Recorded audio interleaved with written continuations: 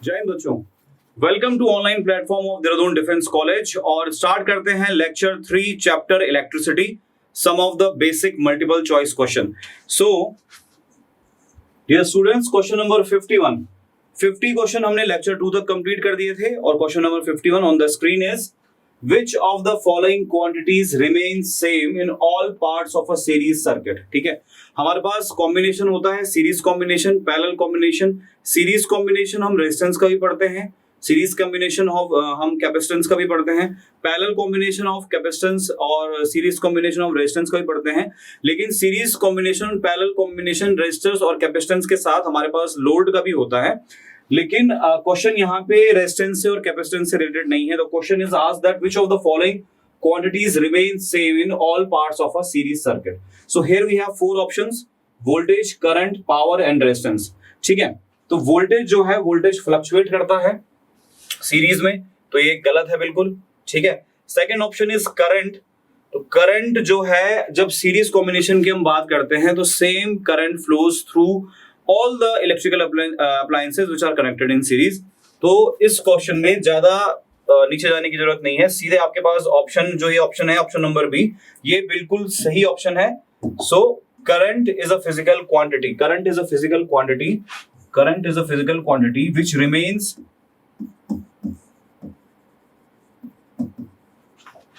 which remains same throughout series combination. ठीक है, कुछ बच्चे कंफ्यूज हो जाते हैं कि कॉम्बिनेशन यहाँ पे किसका पूछा गया है।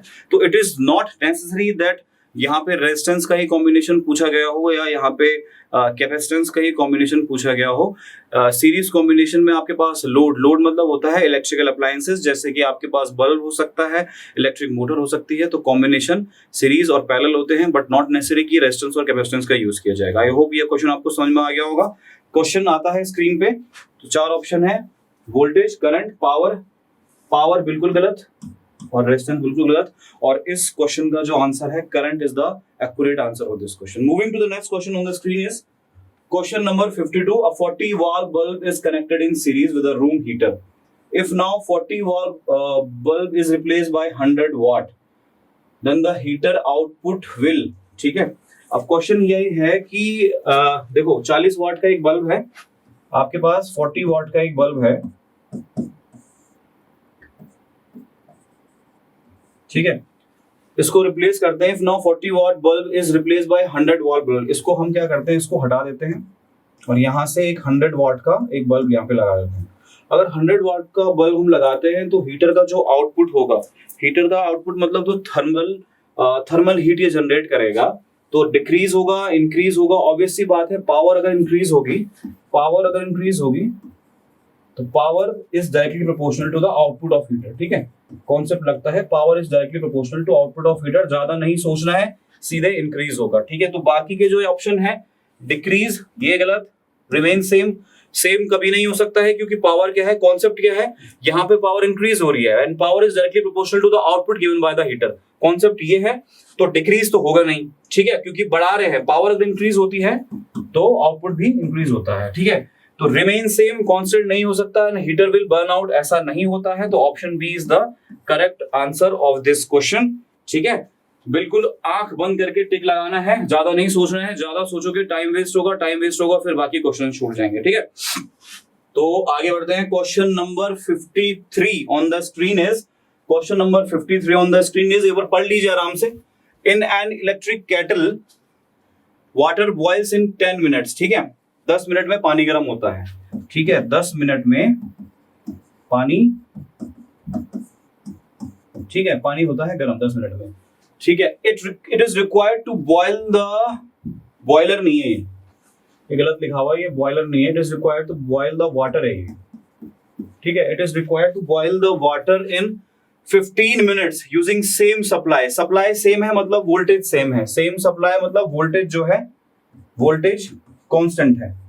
ठीक है, मोस्टली जो कांस्टेंट वोल्टेज होता है वो 220 से 230 वोल्ट का होता है। ठीक है, वोल्टेज सेम है, तो क्या करेंगे, तो length of the heating element should be decreased length अगर ज्यादा टाइम तक आप चाहते हैं कि ज्यादा टाइम लगे, पानी तो उतना ही है, पानी उतना ही है, अगर आप चाहते हैं कि पानी जो है ज्यादा टाइम में गर्म हो, हीट हो, तो length of the heating element should be decreased, ठीक है, length of the heating element should be increased. अब देखो, अगर ऑप्शन बी देखो, पहले ये ऑप्शन देखो, ऑप्शन बी, ठीक है, आपके पास क्या है, एक होता है R इक्वल्स टू, एक फॉर्मूला है R equals to rho L upon A।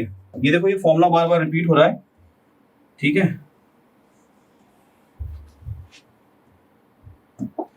ठीक है, R equals to rho L upon A। तो ये कॉन्सेप्ट क्या कहता है, अकॉर्डिंग टू दिस कॉन्सेप्ट, अगर हम लेंथ इंक्रीज करते हैं किसी आपके पास कोई आयरन रॉड है, उसका लेंथ अगर मैं इंक्रीज करता हूं तो उसका रेजिस्टेंस बढ़ जाएगा, ठीक है। अगर रेजिस्टेंस बढ़ जाएगा, अगर रेजिस्टेंस इंक्रीज हो जाएगा, तो H equals to I square R T से, H equal to I square R T, ये जूल्स हीटिंग इफेक्ट है। इस फॉर्मूले के अकॉर्डिंग रेजिस्टेंस अगर इंक्रीज हो जाएगा तो हीटिंग इफेक्ट भी ज्यादा होगा, हीटिंग इफेक्ट ज्यादा होगा तो पानी जल्दी गर्म हो जाएगा। तो लेंथ अगर आप इंक्रीज करते हो तो पानी जल्दी गर्म हो जाएगा, लेकिन यहाँ पे क्वेश्चन में पूछा गया है कि पानी देर में गर्म होना चाहिए। तो what we will do, we will decrease the length of heating element. Heating element यहाँ पे क्या है, हीटिंग एलिमेंट में यहाँ पे क्या लेंगे, आयरन रॉड, ठीक है, आयरन रॉड लेते हैं पानी गर्म करने के लिए। अब तो गीजर यूज होने लग गए हैं, लेकिन पहले गीजर नहीं आए थे, जब गीजर का इन्वेंशन नहीं हुआ था तो मोस्टली पानी को जब गर्म कर देते थे तो हीटिंग रॉड से गर्म कर देते थे। तो हीटिंग रॉड जो है, हीटिंग एलिमेंट है, उसका लेंथ अगर आप डिक्रीज कर दोगे, अगर लेंथ डिक्रीज कर दोगे, देखो कॉन्सेप्ट क्या है, अगर आप लेंथ को अगर आप डिक्रीज कर देते हो तो रेजिस्टेंस क्या है, ये डिक्रीज हो जाता है। और रेजिस्टेंस अगर कम हो जाता है, अगर रेजिस्टेंस कम हो जाता है, कम होता है, रेजिस्टेंस अगर कम होता है तो H equals to I square R T से हीटिंग इफेक्ट भी कम हो जाएगा, और अगर हीटिंग इफेक्ट कम हो जाएगा तो पानी जो है वो देर में गर्म होगा। तो option A is the correct answer of this question. तो इसमें आपने लगाना है टिक, इसमें टिक लगा देते हैं, ठीक है। तो option A is the correct answer of this question, ठीक है।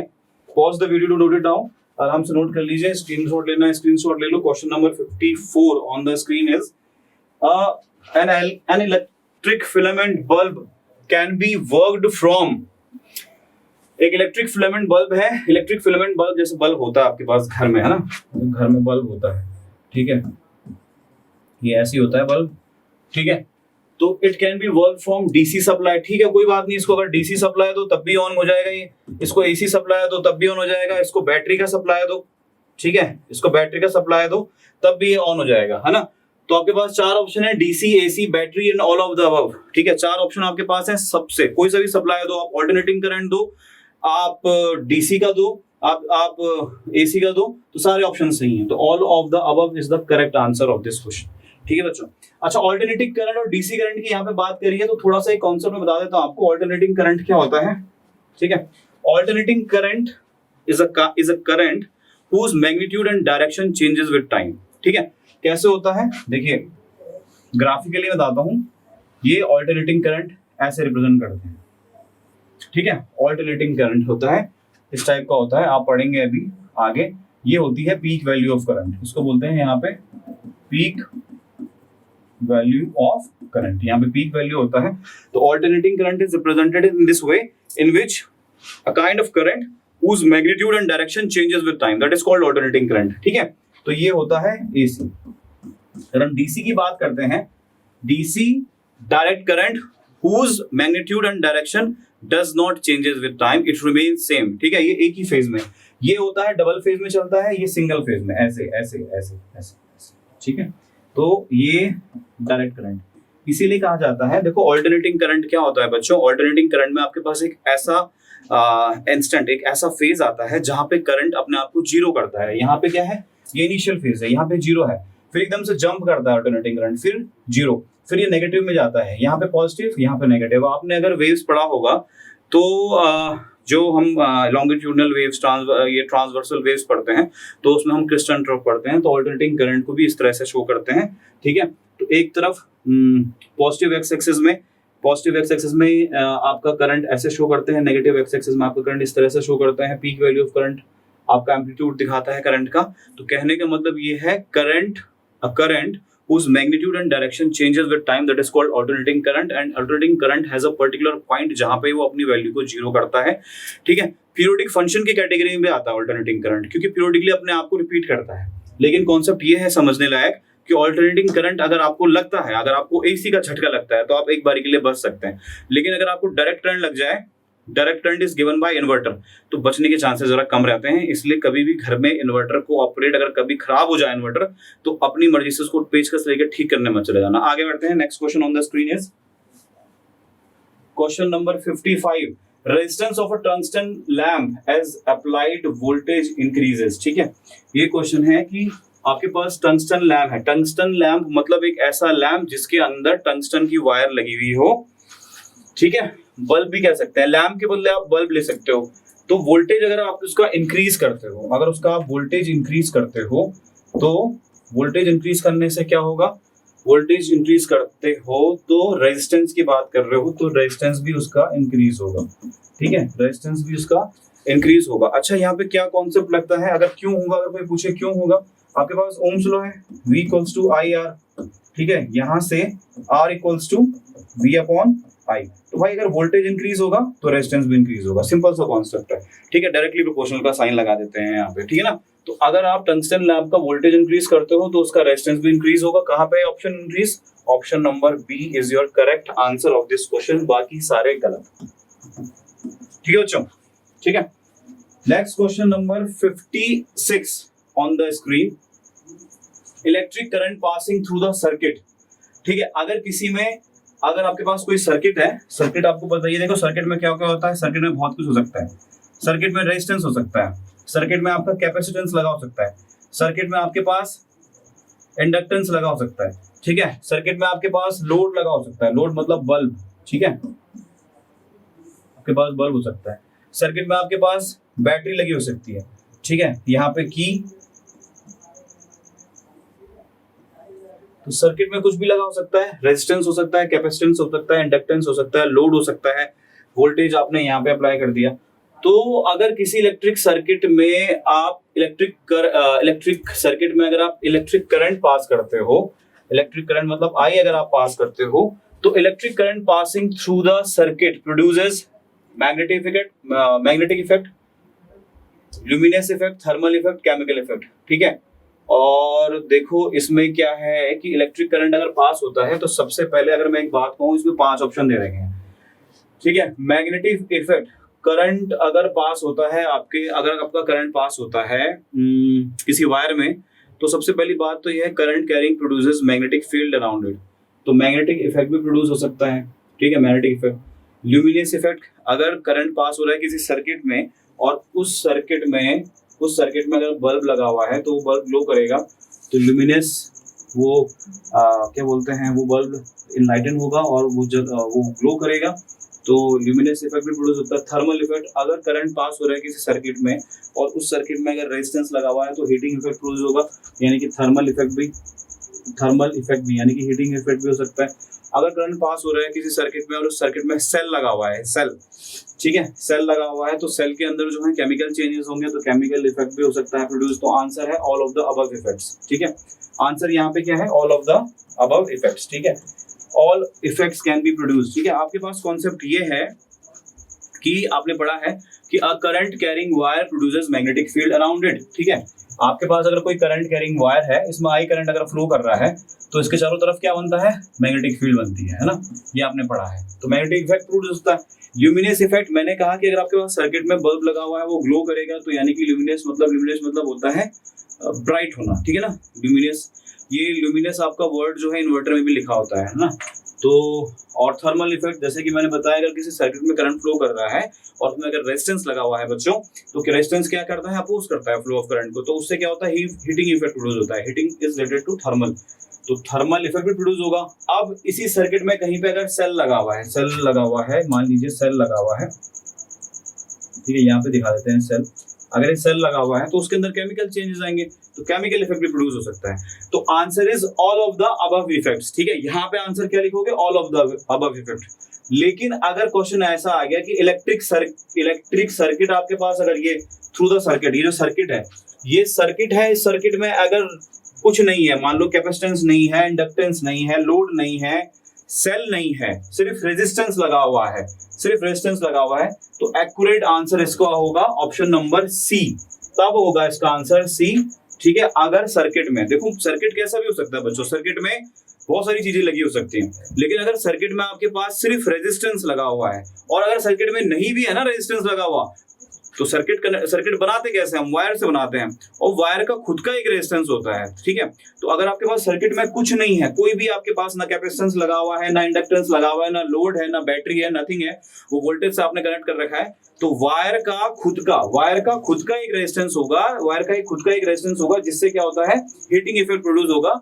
हीटिंग मतलब थर्मल, ठीक है, तो हीटिंग इफेक्ट प्रोड्यूस होगा। तो option number C is the accurate answer. लेकिन कभी कभी ये क्वेश्चन घुमा के दे देते हैं बच्चों।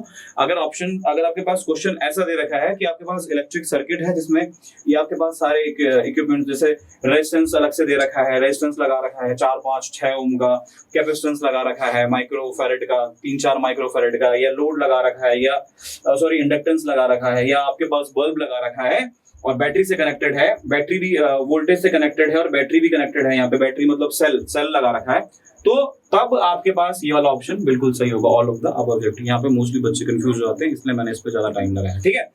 Now jumping into another question number 57 on the screen is a resistance of material always decreases, resistance of a material, देखो रेजिस्टेंस कम कब होगा, अगर आपसे कोई क्वेश्चन पूछता है कि रेजिस्टेंस कम कब होता है, रेजिस्टेंस को अगर आपको कम करना है, तो resistance R is inversely proportional to area of cross section, ठीक है, area of cross section of a conductor. अगर आप किसी कंडक्टर के एरिया ऑफ क्रॉस सेक्शन को इंक्रीज कर देते हो, ठीक है, ये एरिया ऑफ क्रॉस सेक्शन है, अगर इसको आप इंक्रीज कर देते हो, तो area of cross section is inversely proportional to the resistance of a conductor. अगर ये इंक्रीज हो जाएगा तो यहाँ पे रेजिस्टेंस डिक्रीज हो जाएगा, कॉन्सेप्ट ये है, ठीक है।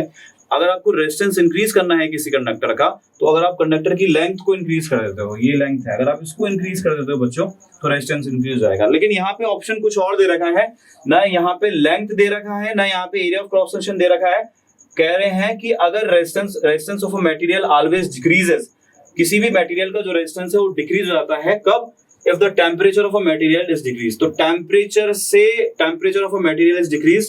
टेम्परेचर का अभी कॉन्सेप्ट नहीं है, यहाँ पे टेम्परेचर कोफिशिएंट होता है, कॉन्सेप्ट जो मैंने बताया था आपको, temperature coefficient of a resistance, वो क्या होता है, temperature coefficient of a resistance is change in resistance of a material पर विद रिस्पेक्ट टू, बताया था मैंने, यहाँ लिख देता हूँ, क्या होता है, टेम्परेचर कोफिशिएंट की बात कर रहा हूं, change in resistance of material with respect to per degree change in temperature, ठीक है। लेकिन ये जो कॉन्सेप्ट है टेम्परेचर कोफिशिएंट का, यहाँ पे तो कॉन्सेप्ट कुछ और ही है। पहला है कि temperature of a material is decrease, temperature का कोई रिलेशन नहीं है रेजिस्टेंस के साथ, temperature of a material is increase, कोई रिलेशन नहीं है, गलत, दोनों गलत होगा ये, ठीक है। तीसरा है number of the free electrons available becomes more. अगर मान लीजिए आपके पास एक कंडक्टर है और इसमें फ्री इलेक्ट्रॉन्स जो है उनकी अगर संख्या, अगर उनकी क्वांटिटी बढ़ जाती है, अगर इलेक्ट्रॉन्स की जो क्वांटिटी है, फ्री इलेक्ट्रॉन्स की क्वांटिटी बच्चों अगर बढ़ जाती है, इंक्रीज हो जाती है, तो सीधा सा कॉन्सेप्ट है, अगर इलेक्ट्रॉन्स की क्वांटिटी इंक्रीज होगी तो ज्यादा करंट फ्लो करेगा, करंट ज्यादा है तो ज्यादा करंट फ्लो करेगा। अगर ज्यादा करंट फ्लो करेगा इसका मतलब क्या है कि रेजिस्टेंस क्या हो जाएगा, डिक्रीज हो जाएगा, यानी कि रेजिस्टेंस कम हो गया। Maximum the number of electrons flowing in a conductor, it means that maximum is the current flowing in the conductor. और ज्यादा अगर करंट फ्लो कर रहा है किसी कंडक्टर में, कॉन्सेप्ट क्या है, यानी कि उस कंडक्टर का जो रेजिस्टेंस है वो कम है, तभी तो ज्यादा करंट फ्लो कर रहा है। तो उसके लिए क्या है कि अगर फ्री इलेक्ट्रॉन्स आपके पास ज्यादा हो जाए तो यानी कि रेजिस्टेंस उसका कम हो चुका है। तो option number C is the accurate answer of this question. Okay, I hope समझ में आ गया होगा, नहीं आया तो दोबारा से रिपीट करके देख लेना, रिवाइंड करके देख लेना इस क्वेश्चन को। Question number 58 on the screen is if the efficiency of a machine is to be high, what should be low। पहली बात तो ये इलेक्ट्रिसिटी से नहीं है, गलत टाइप हो गया बच्चों, इसके लिए सॉरी, नहीं है, क्योंकि इसमें किलोवाट आवर है। तो if the efficiency of a machine is to be high, अगर आप चाहते हो कि किसी मशीन की efficiency ज्यादा हो जाए तो what should be low? Input power loses, ये क्वेश्चन बच्चों जो है क्वेश्चन नंबर 58, इसे आप स्किप करिए क्योंकि ये टाइप ठीक से नहीं हो रखा है, ठीक है। तो question number 59 on the screen, question number 59, when electric current passes through metallic conductor it's temperature rises, it's temperature rises, ठीक है। जब कोई इलेक्ट्रिक करंट पास होता है किसी मेटेलिक कंडक्टर में, आपके पास मान लीजिए ये मेटेलिक कंडक्टर है ए बी आपके पास मेटेलिक कंडक्टर है और इसमें इलेक्ट्रिक करंट पास हो रहा है आई, ठीक है। आई जो है इलेक्ट्रिक करंट इसमें पास हो रहा है कंडक्टर में, तो उसका टेम्परेचर बढ़ जाता है, बिल्कुल बढ़ जाता है, उसका टेम्परेचर इंक्रीज हो जाता है, टेम्परेचर जो है बढ़ जाता है, ठीक है, बढ़ जाता है, इंग्लिश में बोलते हैं टेम्परेचर इंक्रीजेस, ठीक है, टेम्परेचर बढ़ जाता है, ठीक है। It's temperature rises, this is due to collision between conduction electrons and atom. Conduction electron जो है वो एटम से कभी कोलाइड नहीं कर सकते। आपको पता है कि कोई भी अगर कंडक्टर है, this is a very simple concept कि कंडक्टर अगर आपके पास है, आपके पास अगर कोई कंडक्टर है तो कंडक्टर यानी कि वो मैटर है, matter is made up of atom, atom के अंदर होता है न्यूक्लियस, ठीक है। न्यूक्लियस में होते हैं आपके प्रोटॉन्स और न्यूट्रॉन्स और इलेक्ट्रॉन्स रिवॉल्व कर रहे होते हैं, तो फ्री इलेक्ट्रॉन्स जो है कभी भी एटम के साथ कोलाइड नहीं कर सकते, ठीक है। कोलिजन बिटवीन, तो ये बिल्कुल गलत है, ऑप्शन नंबर फर्स्ट, ठीक है। The release of conduction electrons from parent atom, तो the release of conduction electron from parent atom, मैंने बताया एटम जो है, atom is the smallest unit of matter. अब एटम का जो सेंटर पार्ट होता है वो न्यूक्लियस होता है, जहां पे उसका पूरा मास लाई करता है। न्यूक्लियस के अंदर होता है न्यूट्रॉन और प्रोटॉन और इलेक्ट्रॉन जो होते हैं वो रिवॉल्व कर रहे होते हैं। यहाँ पे क्या लिखा हुआ है, the release of conduction electron from parent atom, this is absolutely wrong. तीसरा ऑप्शन देखिए, mutual collision between metal atoms, metal atoms के कह रहे हैं कि मेटल एटम्स के बीच में कोलिजन, ऐसा पॉसिबल नहीं है इजिली कि एक एटम दूसरे एटम को स्ट्राइक करे, ठीक है, कहां पे, कंडक्टर में, तो ये भी पॉसिबल नहीं है। ऑप्शन नंबर 4 देखिए, mutual collision between conducting electrons, हाँ ये हो सकता है कि जो इलेक्ट्रॉन्स है जब करंट फ्लो करता है किसी कंडक्टर में, करंट फ्लो कैसे करता है, current flows in a conductor due to the flow of electrons, और वो जो इलेक्ट्रॉन्स होते हैं वो कंडक्टिव इलेक्ट्रॉन्स होते हैं, वो फ्री इलेक्ट्रॉन्स होते हैं, ठीक है। वो फ्री इलेक्ट्रॉन्स एक दूसरे से कोलाइड करते हैं और जिसके कारण क्या होता है, टेम्परेचर इंक्रीज होता है। तो ऑप्शन नंबर डी जो है एक्यूरेट आंसर है इसका। और ये कॉन्सेप्ट बेटा आपके पास ड्रिफ्ट वेलोसिटी में है, ड्रिफ्ट वेलोसिटी ऑफ करंट, ठीक है। ये कॉन्सेप्ट है ड्रिफ्ट वेलोसिटी ऑफ करंट, जिसमें हम पढ़ते हैं I इक्वल्स टू NEAVD।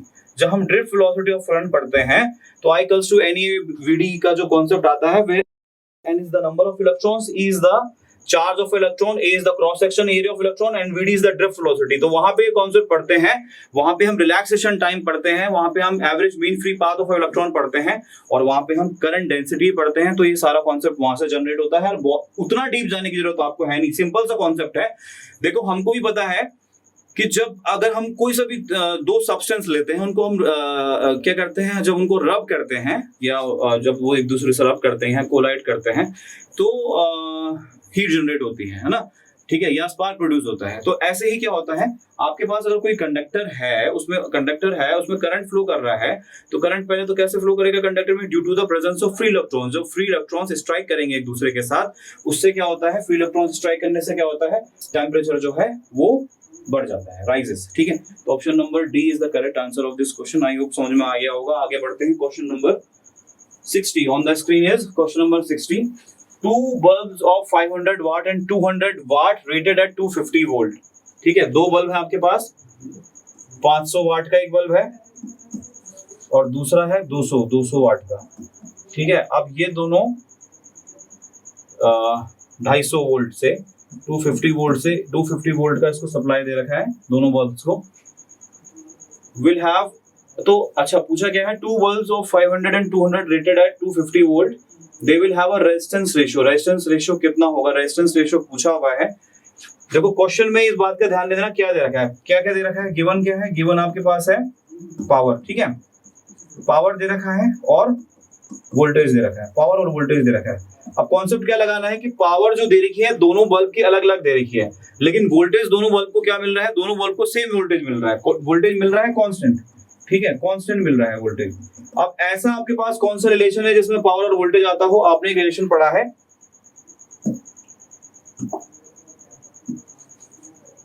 एक रिलेशन है बच्चों आपके पास P equals to V square by R, तो यहां से R equals to V square upon P, यानी कि R is inversely proportional to, यानी कि resistance is inversely proportional to power. अब यानी कि resistance is inversely proportional to power, यानी कि इस कॉन्सेप्ट को फॉलो करते हुए हम आगे बढ़ते हैं, यानी कि R1 बाय R2, रेजिस्टेंस अगर इनवर्सली प्रोपोर्शनल है पावर के, यानी कि R1 by R2 will be equal to P2 by P1, R1 by R2 will be equal to P2 by P1। ठीक है, अब P2 कितना है हमारे पास, P2 है 200 सेकंड पावर 200 वाट, और P1 फर्स्ट पावर ये P1 है और ये P2 है, और P2 कितना है, P1 कितना है 500 वाट। ठीक है, यानी कि 2/5, तो आंसर है 2:5। देखो आंसर कौन सा, ऑप्शन नंबर सी, तो 2:5 is the accurate answer. Concept ये लगाना है, फॉर्मूला ये है P equals to V square by R, resistance, यहाँ पे वोल्टेज क्या है, वोल्टेज तो कांस्टेंट है, ठीक है, ये कांस्टेंट है, तो R is inversely proportional to power. ठीक है, पावर ज्यादा होगा रेजिस्टेंस कम हो जाएगा, तो यानी कि इनवर्सली प्रोपोर्शनल है R1 by R2 equals to P2 by P1। ज्यादा दिक्कत हो रही है तो रेशियो ही कर दो, अगर आपको ज्यादा बच्चों को अगर दिक्कत हो रही है तो सिंपल क्या करना है, आपने इस वाले फॉर्मूले को अप्लाई करते हुए दूसरा कॉन्सेप्ट बता देता हूँ मैं आपको। आपने क्या करना है, जितना आपको दे रखा है ये दे रखा है आपको, रेशियो निकालने के लिए दे रखा है, तो R equal to V square by P होता है, तो आप क्या करिए, रेजिस्टेंस तो आपको दे नहीं रखा है इसमें, ठीक है, वोल्टेज दे रखा है, तो वोल्टेज दे रखा है तो आप फॉर्मूला लगा लीजिए इसमें, V square upon P1 upon V square by P2, ये भी लगा लोगे, इससे भी आंसर 2:5 है। ठीक है, चलिए आगे बढ़ते हैं। Question number 61 on the screen is a glass rod when rubbed with silk cloth is charged। ठीक है, किसी ग्लास रॉड को अगर सिल्क क्लोथ से रब करते हो तो वो चार्ज जाती है। चार्ज क्यों जाती है, क्योंकि वो इलेक्ट्रॉन दे देता है, ऑप्शन नंबर सी। ज्यादा सोचने की जरूरत नहीं है, क्योंकि ग्लास रॉड क्या करती है, ग्लास रॉड सिल्क क्लोथ को इलेक्ट्रॉन दे देती है, तो ज्यादा सोचने की। प्रोटॉन, देखो भाई प्रोटॉन लिखा हुआ है, प्रोटॉन तो कभी भी नहीं हो सकता, इट्स एटम आर रिमूव्ड, बेवकूफी वाली बात कर रखी है, एटम को कभी रिमूव नहीं कर सकते हो। ठीक है, it's gives away positive charge, अगर वो पॉजिटिव चार्ज को दे देगा तो कैटायन बन जाएगा। ठीक है, वो कैटायन बन जाएगा, है ना, तो option number C is the correct answer of this question. ठीक है, it gives away electron donate कर सकता है, अगर ये इलेक्ट्रॉन दे देगा, इलेक्ट्रॉन मतलब नेगेटिव चार्ज इससे निकल गया, हाँ, तो ये भी कैटायन बन जाएगा, लेकिन वो बनता नहीं है, उसके बाद बहुत सारे इलेक्ट्रॉन्स होते हैं। ठीक है, glass rod. Next question on the screen is question number 62, whether circuit may be AC और DC। ठीक है, one following is most effective in reducing the magnitude of the current. अगर आपको रिड्यूस करना है, क्या रिड्यूस करना है, अगर आपको one of the following, okay, whether circuit में भी, चाहे AC सर्किट हो चाहे DC सर्किट हो, इन चारों में से एक चीज है, अगर आपको करंट के मैग्नीट्यूड को क्या करना है, रिड्यूस करना है। अगर आपके करंट के मैग्नीट्यूड को रिड्यूस करना है तो आप क्या करेंगे, इन चारों में से किसका यूज करेंगे। देखो सबसे पहले बात करते हैं हम रिएक्टर की। न्यूक्लियर रिएक्टर है भाई, इसका बिल्कुल यूज नहीं है। कैपेसिटर, आपको पता है capacitor is a device which is used to store charge. ठीक है, तो ये भी गलत। इंडक्टर की हम बात करते हैं, इंडक्टर इज रेजिस्टेंस। देखो जैसे रेजिस्टर का रेजिस्टेंस होता है वैसे ही इंडक्टर का इंडक्टेंस होता है। इंडक्टर क्या चीज है, inductor is a kind of resistance provided by the insulating material to the flow of current in an electrical circuit. तो इंडक्टर बिल्कुल गलत है। ऑप्शन नंबर डी देखिए, अगर आपको किसी सर्किट का करंट फ्लो रिड्यूस करना है, रेजिस्टर मतलब रेजिस्टेंस लगा दो वहां पे।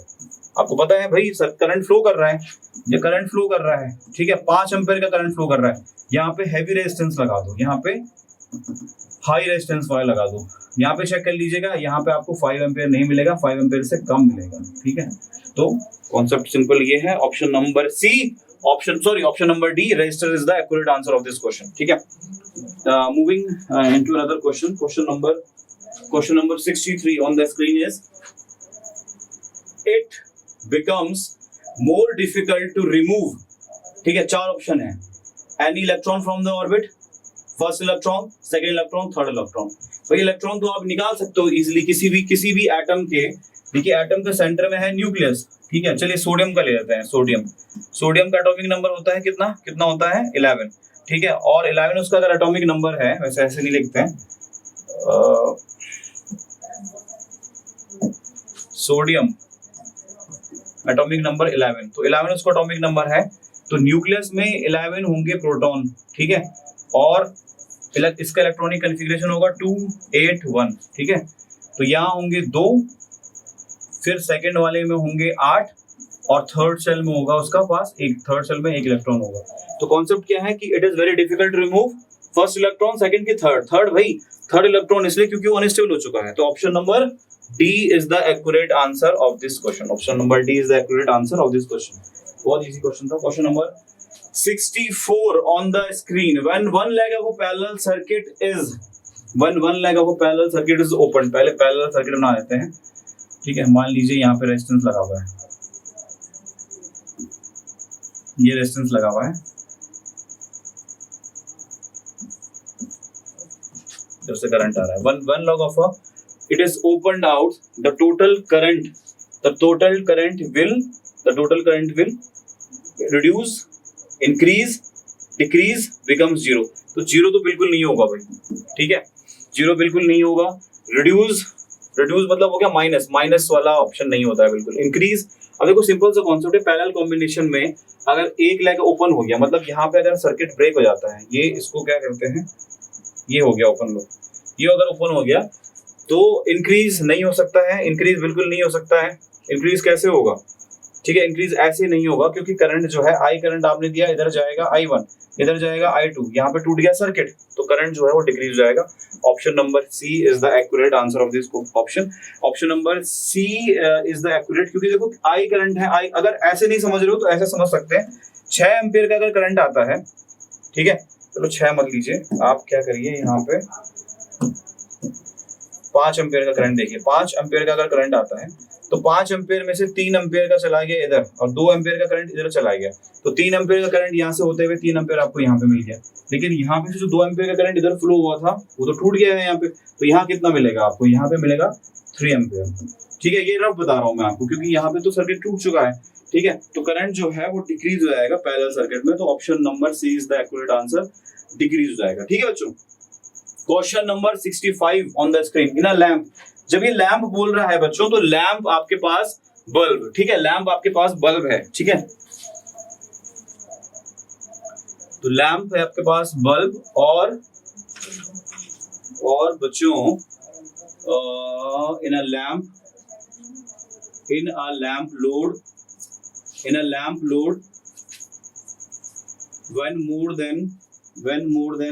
when more than one lamp are switched on, the total resistance of the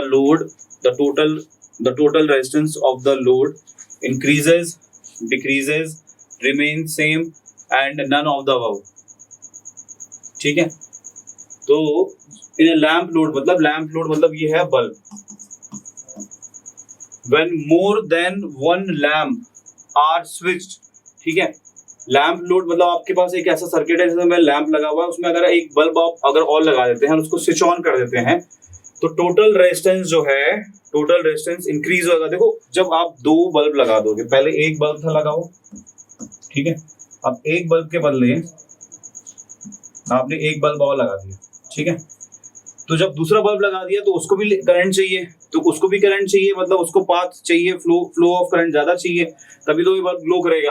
तो यानी कि इंक्रीज, अगर रेजिस्टेंस इंक्रीज हो गया तो ये बल्ब ग्लो नहीं करेगा, तो ये तो बिल्कुल गलत। रिमेन सेम, बिल्कुल गलत। ये नन ऑफ द अबव, ये भी गलत। तो क्या है, रेजिस्टेंस जब कम होगा, जब इलेक्ट्रिक सर्किट का रेजिस्टेंस कम होगा तभी तो यहाँ पे करंट पहुंचेगा इस वाले बल्ब में, दूसरे बल्ब में, ये फर्स्ट बल्ब है और ये सेकंड बल्ब है। तो option number B is the accurate answer of this question. Jumping into another question, question number 66 on the screen is 2 lamps 100 watt and 40 watt. 2 lamps 100 watt and 40 watt are connected in series across to 30 volt. Which one of the following statement is correct? देखो question क्या है, 100 वाट का एक है और 40 वाट का एक है, ठीक है, और उसको सीरीज में कनेक्ट कर रखा है। देखो सीरीज में एक 100 वाट का है और एक 40 वाट का है बल्ब, ठीक है, सीरीज में कनेक्ट है। यहाँ पे सप्लाई दे रखा है 230 वोल्ट का, ठीक है, तो कौन सा ज्यादा ग्लो करेगा, 100 वाट वाला कि 40 वाट वाला, सीरीज कॉम्बिनेशन है तो ऑप्शन है 40 वाट वाला, ये ऑप्शन है 40 वाट वाला ग्लो करेगा, ठीक है 40 वाट वाला, 40 watt lamp will glow brighter, option number B, sorry A B था, ये गलत हो रखा है, ये बी है और ये सी है, सी, ठीक है, ये option number C, option number C is the accurate answer. 40 watt lamp will glow brighter अगर सीरीज कॉम्बिनेशन में है तो आंसर है 40 watt lamp will glow brighter. अच्छा क्यों है 40 वाट वाला क्यों ग्लो करेगा, इसका रीजन बता देता हूं मैं आपको।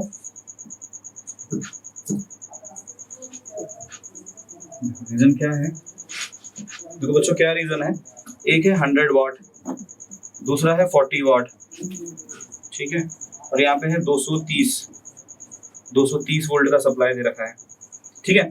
तो कॉन्सेप्ट क्या है कि आपके पास एक कॉन्सेप्ट है P equals to V square by R, ठीक है, ये पहले बता चुका हूं मैं, यानी कि पावर इज इनवर्सली, यानी कि यहां से आप देख सकते हो R is equals to V square by P, यानी कि implies that R is resistance is inversely proportional to power, resistance जो है इनवर्सली प्रोपोर्शनल है पावर के, यानी कि पावर अगर ज्यादा होगी, पावर अगर ज्यादा है तो रेजिस्टेंस कम हो जाएगा, और पावर अगर कम है तो रेजिस्टेंस ज्यादा हो जाएगा, ठीक है।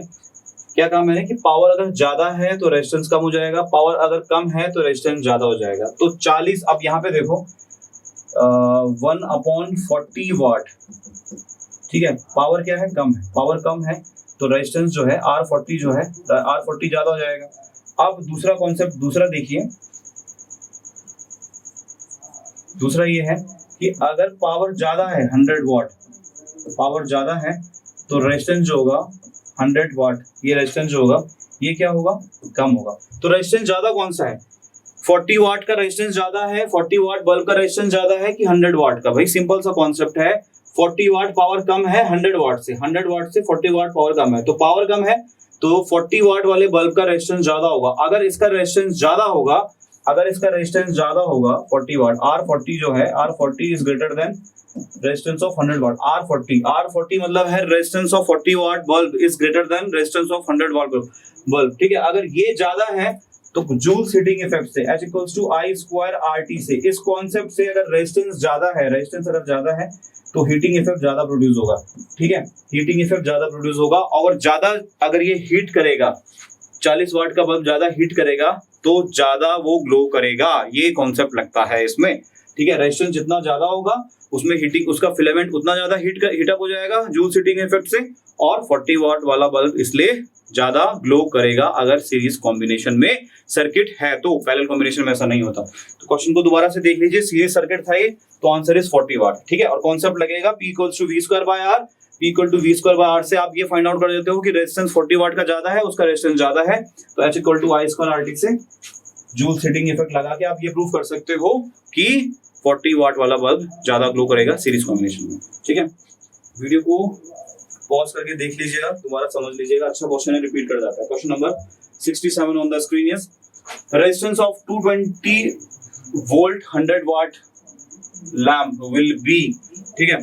अच्छा ये भी बहुत सिंपल सा है, रेजिस्टेंस पूछा हुआ है आपके पास तो एक फॉर्मूला होता है P equals to V square by R, ठीक है, यहां से R equals to V square by P, तो V दे रखा है 220, यानी कि 220 का स्क्वायर अपॉन P, पावर कितना है 100, 220 का स्क्वायर अपॉन 100 ये आएगा 484, 484 ओम, ठीक है। तो 484 ओम कहीं पे है, ये फुट गलत लिखा हुआ है, 484 ओम, तो option number C is the correct option of this question. P equal to V square by R, P equals to V square by R, और फॉर्मूला लगाएंगे, V कांस्टेंट है तो R equal to V square by P, 220 का square upon 100, 484 ohm, option number C is the correct answer of this question. Okay, now next question on the screen is question number 68। In the case of direct current, direct current में बताया था आपको क्या होता है direct current, जिसका magnitude और direction change नहीं होता और वो एक ही फेज में होता है, ठीक है, एक ही फेज में होता है, इधर y ले लो, इधर ये 0, इधर x। डायरेक्ट करंट जो होता है एक ही फेज में होता है, जो AC होता है वो डबल फेज में रन करता है। Direct current is a type of current whose magnitude and direction does not changes with the time, लेकिन does not changes with the time भी कह सकते हो, जो कांस्टेंट भी रहता है, एक ही फेज में रहता है। ऑल्टरनेटिंग करंट वो होता है जिसका मैग्नीट्यूड और डायरेक्शन चेंज होता है टाइम के साथ। ऑप्शंस देख लेते हैं एक बार। In the case of DC, magnitude and direction of current remains constant. Magnitude and direction of current changes with the time. ये तो गलत है बिल्कुल, AC में होता है ऐसा। Magnitude of current changes with the time, ये भी गलत है, चेंज होता ही नहीं है। Magnitude of the current remains constant, magnitude of the current remains constant. Current का मैग्नीट्यूड अगर कांस्टेंट हो जाएगा तो ये डायग्राम कुछ ऐसा बनेगा, ऐसे ऐसे, ठीक है। तो ऐसा तो होता नहीं है, डीसी ऐसा थोड़ी होता है, डीसी तो ऐसा होता है। तो option number A, magnitude and the direction of current remains constant. तो कांस्टेंट के लिए ये है magnitude and direction, magnitude and direction, ये डायरेक्शन दिखा रहा है, मैग्नीट्यूड दिखा रहा है, मैग्नीट्यूड कांस्टेंट है, ये कांस्टेंट है, ठीक है। करंट का मैग्नीट्यूड मतलब एम्पलीट्यूड, ठीक है बच्चों। तो option number A is the correct answer of this question, option number A. Now next question on the screen is when an electric current passes through a bucket full of water, lot of bubbling is observed, ठीक है। जब किसी आप बाल्टी में जब आप पानी रखते हो, ठीक है, और उसमें जब आप करंट देते हो, अगर आपने एसी इनपुट करा, अगर एसी इनपुट है, एसी इनपुट देते हो तो बच्चों पानी क्या हो जाएगा, पानी बॉयल हो जाएगा, गर्म हो जाएगा, ठीक है। तो पानी हो जाएगा गर्म। लेकिन अगर उसमें बबल्स दिखाई दे रहे हैं तो डीसी, यानी कि डीसी सप्लाई आप दे रहे हो। एसी सप्लाई देखो, जैसे मान लीजिए आयरन रॉड है, आयरन रॉड अपने पानी के बकेट के अंदर डाल दी है तो पानी बॉयल हो जाएगा कुछ टाइम बाद। लेकिन अगर आपको इस लेयर में बबल्स दिखाई देने लग गए, बबल्स दिखने लग गए, तो यानी कि डीसी आप सप्लाई दे रहे हो, बाकी सारे गलत। आंख बंद करके काट देना, आगे बढ़ जाना, टाइम वेस्ट मत करना। DC supply is the proper answer, accurate answer of this question. Next question on the screen is question number 70, resistance of a carbon filament lamp, resistance of a carbon filament lamp as the carbon filament. देखो एक tungsten का filament होता है, carbon filament. तो carbon filament वाला अगर आप bulb use कर रहे हो तो जो उसका रेजिस्टेंस है वो कैसे इफेक्ट करता है जब आप वोल्टेज अप्लाई करते हो, सॉरी वोल्टेज को जब आप इंक्रीज करते हो। अगर आप वोल्टेज को इंक्रीज करोगे तो इसका जो रेजिस्टेंस है यहाँ पे उल्टा होता है। अगर आप वोल्टेज इंक्रीज करते हो तो जो कार्बन फिलामेंट का रेजिस्टेंस है वो डिक्रीज हो जाता है, इनवर्सली प्रोपोर्शनल, ठीक है। कार्बन फिलामेंट के केस में, टंगस्टन फिलामेंट में ठीक इसका उल्टा होता है, वो डायरेक्टली प्रोपोर्शनल होता है, वो बताया था मैंने। वोल्टेज डायरेक्टली प्रोपोर्शनल होता है, यहाँ पे ठीक उल्टा हो जाता है, रेसिप्रोकल होता है। कॉन्सेप्ट ये लगेगा, यानी कि डिक्रीज, ठीक है। इंक्रीज तो नहीं होगा, रिमेन सेम भी नहीं होगा, ना होगा, ये भी गलत है। तो डिक्रीज होगा। डिक्रीज क्यों होगा? क्योंकि कॉन्सेप्ट लगता है कार्बन फिलामेंट के लिए कि voltage inversely proportional to the resistance of carbon filament. Applying this concept, answer B is the accurate answer, option B is the accurate answer of this question, ठीक है बच्चों। Question number 71 on the screen is bulbs in street lighting, simple है भाई, parallel में connect होते हैं। Street lighting में parallel में, सीरीज में कभी नहीं हो सकते, सीरीज पैरेलल कभी नहीं हो सकता, एंड टू एंड कभी नहीं हो सकता। स्ट्रीट लाइटिंग जो होती है उसमें सारे के सारे बल्ब पैरेलल अरेंज होते हैं, ठीक है। तो parallel combination is the accurate answer of this question.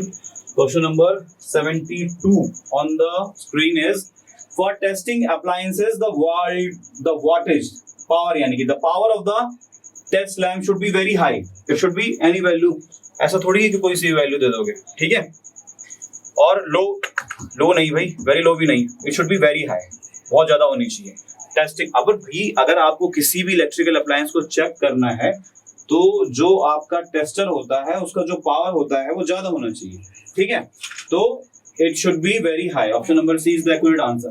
Question number 73 on the screen is switching off a lamp in a house produces noise in the radio. आपके घर में अगर रेडियो चल रहा है और अगर आप बल्ब को स्विचिंग ऑन करते हो तो रेडियो में जो है, रेडियो में आपको नॉइस सुनाई देती है। This is because switching operation bulb है उसको आप ऑन ऑफ करते हो।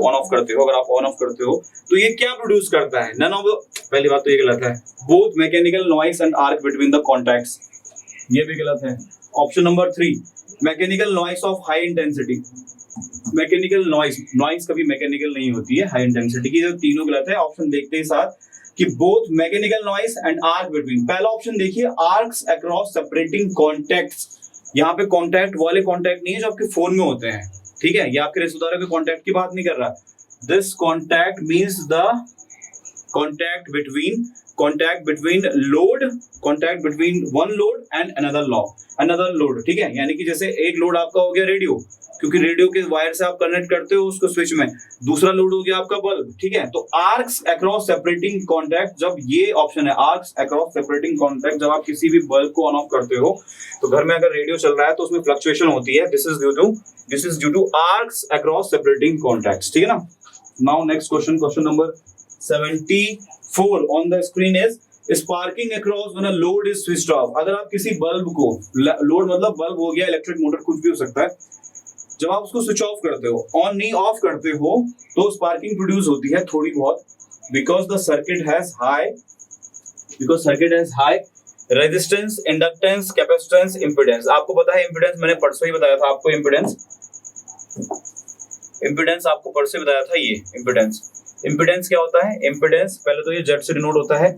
Impedance it is the effective resistance offered by the electric circuit to the flow of current when inductance, capacitance and resistance is connected to the electric circuit। और Z equals to क्या होता है? Under root of R square plus XL minus XC का whole square. ठीक है, ये ohmic resistance होता है। This is your ohmic resistance, ये आपका ओमिक रेजिस्टेंस होता है, और ये इंडक्टिव रिएक्टेंस होता है। ठीक है, ये होता है आपका इंडक्टिव रिएक्टेंस। ठीक है बच्चों, ये आपका इंडक्टिव रिएक्टेंस होता है। तो इंपेडेंस बिल्कुल नहीं हो सकता। बात करते हैं कैपेसिटेंस की। भाई कैपेसिटेंस क्या होता है? Capacitance of a capacitor is the capacity of a capacitor to store the charge. ठीक है, जो परसों पढ़ाया था हमने, C equals to Q by V।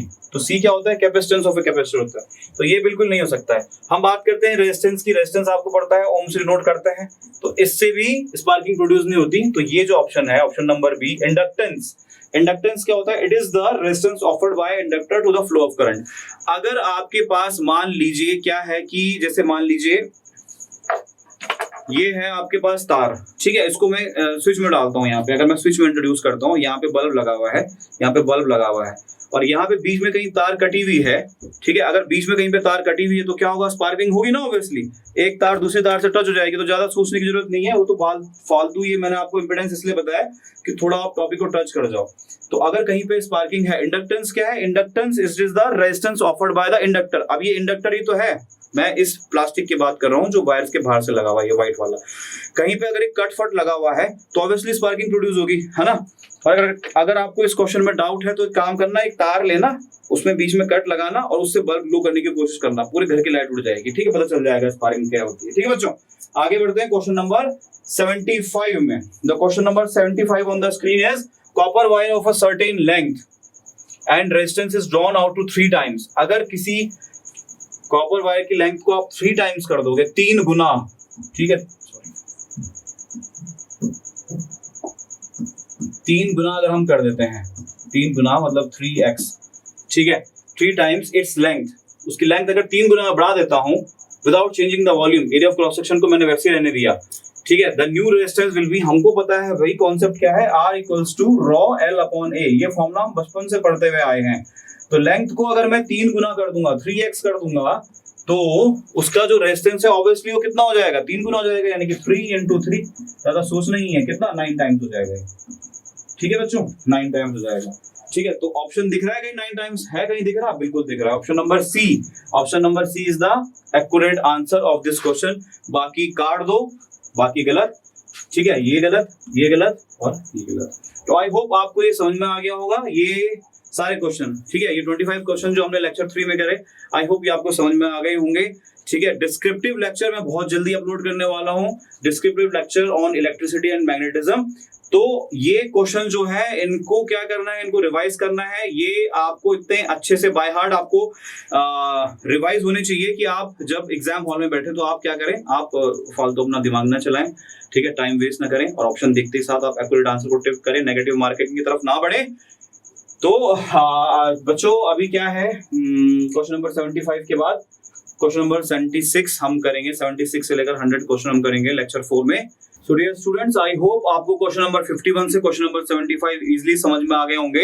Lecture 4 में हम कुछ एडवांस क्वेश्चन करेंगे, एडवांस मल्टीपल चॉइस क्वेश्चन। तो जाने से पहले मैं आपको एक बहुत इंपॉर्टेंट बात कहना चाहता हूं। प्यारे बच्चों, काम करो ऐसा, अपने जीवन में काम करो ऐसा कि पहचान बन जाए। अपने जीवन में काम करो ऐसा कि पहचान बन जाए। अपने जीवन में चलो हर कदम इस प्रकार से, अपने जीवन में चलो हर कदम इस प्रकार से कि निशान बन जाए। ये जिंदगी तो हर कोई काट लेता है मेरे बच्चों, ये जिंदगी तो हर कोई काट लेता है मेरे बच्चों। अपने जीवन को इस तरह से जियो कि मिसाल बन जाए, अपने जीवन को इस तरह से जियो कि मिसाल बन जाए। जय हिंद, जय भारत।